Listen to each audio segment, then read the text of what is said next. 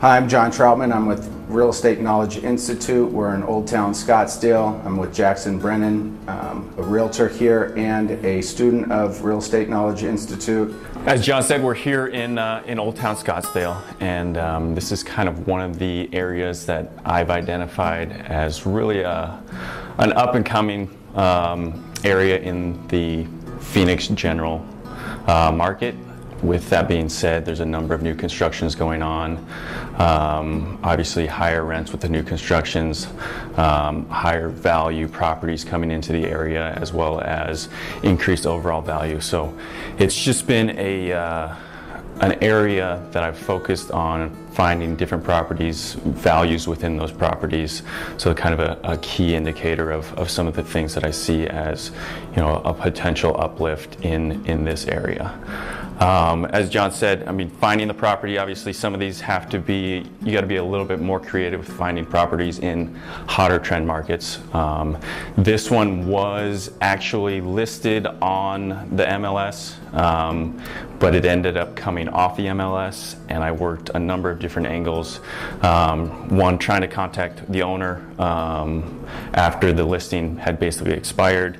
Also stayed in communication with the selling agent as well, touching base with them a number of different times to kind of just figure out, what different opportunities there are, how you can put together the deal, and that's kind of the main strategy is, looking at different situations, different areas, and really trying to figure out how is this deal going to work and is it going to make sense for you. I know one of the things that we talk a lot about is finding your number, knowing what your number is, and then before you purchase the property. So obviously going into it, you can't have that emotional connection to it that a lot of first-time home buyers have, or primary residence owners have, where they fall in love with a house and then the seller pushes back and they say, okay, well, I'll go a little bit higher, or I'll go a little bit higher. So you really got to have a definitive number in mind before getting into the property, and then if it doesn't fit into those numbers, then you just walk away. You can't have, like I said, you can't have that emotional connection where you say, oh, what if?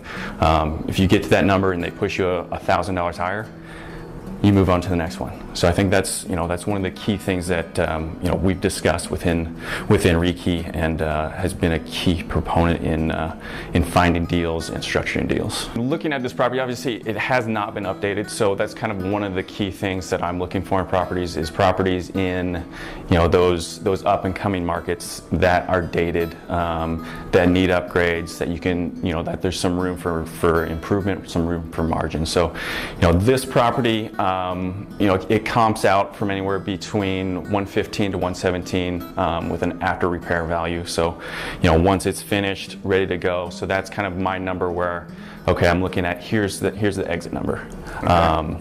And then from there you kind of back into the numbers, so you'll figure out your rehab costs, your closing costs, your agent costs, any miscellaneous costs, and then once you get to that number, you figure out, okay, what type of profit do I want? On this one, looking for anywhere between 15 to 18 thousand on the return here. So you kind of have those numbers in mind, and then you kind of back into that number. So purchase price on this one is $83,000. The after repair value is 117. We're coming 115 to 117.